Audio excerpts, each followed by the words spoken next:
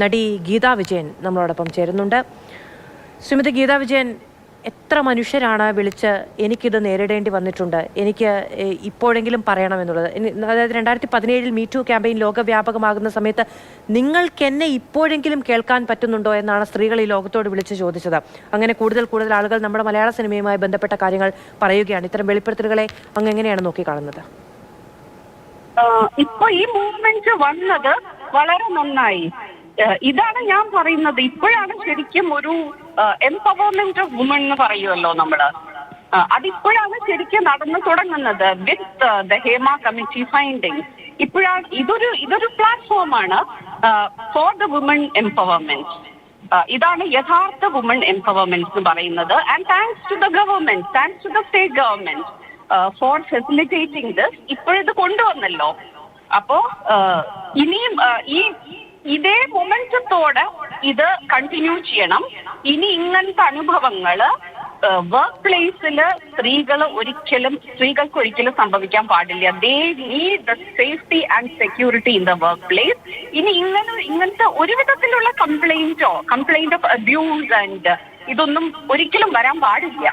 അതാണ് ശ്രീമതി ഗീതാ വിജയൻ, മലയാള സിനിമ താങ്കൾക്ക് എങ്ങനെയായിരുന്നു? വളരെ സുരക്ഷിതമായ ഒരു മേഖലയായിരുന്നോ, അതോ ഇതുപോലെയുള്ള കാര്യങ്ങൾ കാണേണ്ടി വന്നിട്ടുണ്ടോ? ഞാൻ അനുഭവിച്ചിട്ടുണ്ടല്ലോ.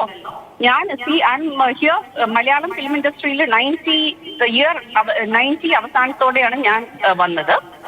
91 തന്നെ ബിഫോർ AMMA അസോസിയേഷൻ സ്റ്റാർട്ടഡ് ഞാൻ അനുഭവിച്ചിട്ടുണ്ട്. ആ സമയത്ത് ഞാൻ വളരെ ശക്തമായിട്ട് പ്രതികരിക്കേണ്ടവരോടൊക്കെ ഞാൻ ശക്തമായിട്ട് പ്രതികരിച്ചിട്ടുണ്ട്. അതുകൊണ്ട് തന്നെ ഞാൻ പലരുടെ കണ്ണിലും കരടാണ്. So many people they don't like me. ആ സമയത്ത് എനിക്ക് പ്രോജക്ട്സ് കുറെ പോയിട്ടുണ്ട്. എന്നെ ഇൻഡസ്ട്രിയിൽ നിന്ന് തന്നെ തുടച്ചു നീക്കും എന്നൊക്കെയാണ് പറഞ്ഞിരിക്കുന്നത്. ആ സമയത്തുള്ള പോസ്റ്റിംഗ് ഞാൻ എന്താ പറയാ, അത് ഞാൻ ആ വാക്ക് ശ്രീമതി ഗീതാ വിജയൻ, ഇപ്പോ അങ്ങ് ഇൻ ഹരിഹർ നഗർ പോലെയുള്ള സിനിമകളിലൂടെയാണ് മലയാളികൾക്ക് ഏറ്റവും പരിചിതമായിരിക്കുന്നത്. അങ്ങ് ഓർക്കുമ്പോൾ ആദ്യം വരുന്ന സിനിമ ഏതാണ്? ആ സിനിമയുടെ ഭാഗമായിരുന്ന 2 പേർ ഇപ്പോൾ ഈ ആരോപണങ്ങൾ നേരിടുകയാണ്. ഒരാൾ അമ്മയുടെ തലപ്പത്ത് നിന്ന് രാജിവെച്ച് പോകേണ്ടി വന്ന സാഹചര്യമുണ്ട്. ഇതിനൊക്കെ എങ്ങനെയാണ് പെരുമാറിയിരുന്നത്? അന്നത്തെ ആ സൗഹൃദം വെച്ച് അല്ലെങ്കിൽ അന്നത്തെ പെരുമാറ്റം വെച്ച് ഇത്തരം വാർത്തകൾ പ്രതീക്ഷിച്ചിരുന്നോ? ഇല്ല, ഒരിക്കലും പ്രതീക്ഷിച്ചില്ല. കാരണം ഞാൻ പറഞ്ഞ ആദ്യത്തെ ഫിലിമില് I was in such a protected place. എന്നെ ആ ഡയറക്ടേഴ്സും അവരെല്ലാവരും വളരെ എന്താ പറയാ, it was a very safe and secure ആയിട്ടുള്ള ഒരു ഇതെന്ന് വന്ന ആളാണ് ഞാൻ. പിന്നെ ഇതൊക്കെ പതുക്കെ പിന്നെ ബാക്കിയുള്ള പ്രോജക്ട്സിൽ പോകുമ്പോഴാണ്, അത് കഴിഞ്ഞിട്ടുള്ള പ്രോജക്ട്സിലൊക്കെ പോകുമ്പോഴാണ് you start facing difficulties and അങ്ങനെ സ്ലോലി ഗ്രാജുവലി ഞാൻ ഇതൊക്കെ ഫേസ് ചെയ്യാൻ തുടങ്ങി. ബട്ട് ആ സമയത്ത് ഐ വാസ് വെരി ബോൾഡ്. എന്തോ ഒരു ബോൾഡ്നെസ് എന്നിലുണ്ടായിരുന്നു. അതുകൊണ്ട് എനിക്ക് ആ സമയത്ത് വന്നതിലൊക്കെ ശക്തമായിട്ട് പ്രതികരിച്ചിട്ടുണ്ട് without thinking about the consequences. അന്ന് എനിക്കറിയില്ല ഇപ്പൊ ഞാൻ പ്രതികരിച്ചു കഴിഞ്ഞാൽ എന്നെ പടത്തിൽ നിന്ന് കട്ടാവും, അല്ലെങ്കിൽ ആ പടത്തിലുള്ളപ്പോ തന്നെ they cold shoulder you and things like that. അപ്പൊ പക്ഷെ ഞാൻ ഐ ഡോണ്ട് കെയർ. എന്തോ എനിക്ക് ആ സമയത്ത് ഞാൻ പിന്നെ വരുന്ന കോൺസിക്വൻസിനെ കുറിച്ച് ഞാൻ ആലോചിച്ചില്ല. അപ്പോ പ്രതികരിക്കേണ്ട സ്ഥലത്ത് വളരെ ശക്തമായിട്ട് പ്രതികരിച്ചിട്ടുണ്ട്. അപ്പോ I am happy that I have done that. ഈ ബോൾഡ്നെസ് എന്ന് പറയുന്നത് നമ്മൾ എന്തെങ്കിലും ഒരു കാര്യത്തെ അഭിമുഖീകരിക്കുമ്പോൾ മാത്രമല്ല, അല്ലെ? അപ്പോൾ ആളുകൾക്കറിയാം നമ്മൾ എങ്ങനെയാണ് പ്രതികരിക്കാൻ പോകുന്നത് എന്ന് ഏറെക്കുറെ ഒരു ധാരണയുണ്ടാകും. എന്നിട്ടും ഇത്തരം ദുരനുഭവങ്ങൾ നേരിടേണ്ടി വന്നു. എന്നെ ചിലർ സപ്പോർട്ട് ചെയ്തിട്ടുണ്ടല്ലോ, കൂടെ ഉള്ളവർ. ഇപ്പൊ സപ്പോസ് ഒരു സെറ്റിൽ ഒരു ഡയറക്ടറാണ് എന്നോട് മിസ്ബിഹേവ് ചെയ്യണമെന്ന് വെച്ചാൽ ആ പ്രൊഡ്യൂസർ ആൻഡ് പ്രൊഡക്ഷൻ കൺട്രോളർ അതൊക്കെ എനിക്ക് നന്നായി സപ്പോർട്ട് ചെയ്തിട്ടുണ്ട്. ഞാൻ പറഞ്ഞു, ഞാൻ ഇയാൾക്ക് ഇഷ്ടമില്ലെങ്കിൽ ഞാൻ ഈ പ്രോജക്റ്റ് വിട്ടിട്ട് പോകുമെന്ന് പറയും. അപ്പൊ അവര് ഇല്ല മാഡം, ഇല്ല നമ്മൾ അത് സോൾവ് ചെയ്യാം, യു വോണ്ട് ഫൈൻഡ് എനി, അവിടെ നിന്ന് ഒരു ഡിസ്റ്റർബൻസ് വരാത്ത രീതിയിൽ ഞങ്ങൾ നോക്കിക്കോളാം എന്ന് പറയും. അങ്ങനത്തെ ചില സ്ഥലത്ത് നിന്ന് അങ്ങനത്തെ സപ്പോർട്ട് കിട്ടിയിട്ടുണ്ട്, അങ്ങനത്തെ സപ്പോർട്ട് കിട്ടാത്ത സ്ഥലങ്ങളും ഉണ്ട്. ഇപ്പോഴത്തെ സിനിമാ പ്രവർത്തകരോട് പറയാനുള്ളത് എന്താണ്? അതായത് അങ്ങേക്ക് ഉള്ള അനുഭവം ബോൾഡായി നിന്നിട്ടുണ്ടെങ്കിൽ ഇതിനെ അതിജീവിക്കാൻ കഴിയും എന്നുള്ളത് തന്നെയാണ്. ഇത്തരം മൂവ്മെന്റുകൾ കൂടി വരുമ്പോൾ അത് ഒരു വലിയ ആത്മവിശ്വാസം നൽകുന്നുണ്ട്. പിന്നെ ഇത് ശക്തമാണ്, ഇത് ശക്തമായിട്ടുള്ള ഒരു മൂവ്മെന്റ് അല്ലേ.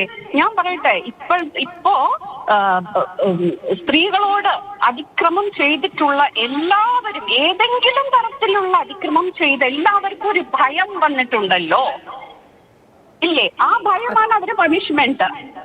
ആൻഡ് ആ ഭയം എപ്പോഴും ഉണ്ടാവണം. They should be aware of this. അതാണ്. ആൻഡ് ഇപ്പൊ നമുക്കൊരു പ്ലാറ്റ്ഫോം കിട്ടിയിട്ടുണ്ട്. ആൻഡ് എവറിബഡി, ബാക്കി എല്ലാവരും ഒരു അവയർനെസ് ഇവിടെ ക്രിയേറ്റ് ചെയ്യപ്പെട്ടിട്ടുണ്ട് because of the Hema committee finding. അപ്പൊ ഇനിയൊന്നും ഇങ്ങനത്തെ അട്രോസിറ്റീസ് നടക്കില്ല എന്നാണ് ഞാൻ വിശ്വസിക്കുന്നത്. ഇവൻ നടന്നാൽ കൂടെ അത് പ്രതികരിക്കാനുള്ള ആർജവം എല്ലാവരും കാണിക്കണം. Now you can just come boldly forward and tell the media and tell the കാര്യങ്ങളിൽ തുറന്ന് എതിർക്കുന്ന സമയത്ത് മറ്റുള്ളവർ കൂടെ നിൽക്കുന്നുണ്ടായിരുന്നു. അതുകൊണ്ടാണോ നിയമ നടപടികളിലേക്ക് പോകാതിരുന്നത്? ഇപ്പോൾ ഹേമ കമ്മിറ്റി റിപ്പോർട്ടുമായി ബന്ധപ്പെട്ട് മൊഴി നൽകിയിട്ടുണ്ടോ? ഇനി ഇത്തരം കാര്യങ്ങളുമായി ബന്ധപ്പെട്ട് അന്വേഷണം ഉണ്ടായാൽ കാര്യങ്ങൾ തുറന്നു പറയുമോ? ഹേമ കമ്മിറ്റിയിൽ എന്നെ വിളിച്ചിട്ടില്ല. Actually I would have wish to give report to them. പക്ഷെ എന്നെ വിളിച്ചിട്ടില്ല. പിന്നെ പുതിയ അന്വേഷണങ്ങൾ ഉണ്ടാകുന്ന പശ്ചാത്തലത്തിൽ സ്വന്തം അനുഭവങ്ങൾ പറയുമോ? ഡെഫിനറ്റ്ലി പറയും. പിന്നെ അത് പറയാണ്ട് പിന്നെ അതിനല്ലേ ഇതുള്ളത്. They should know.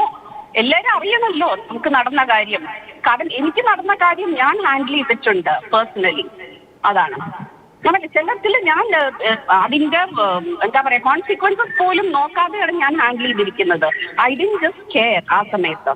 ഇനി പ്രോജക്ട്സ് ലൂസ് ചെയ്തോട്ടെ, let them do what ever they want.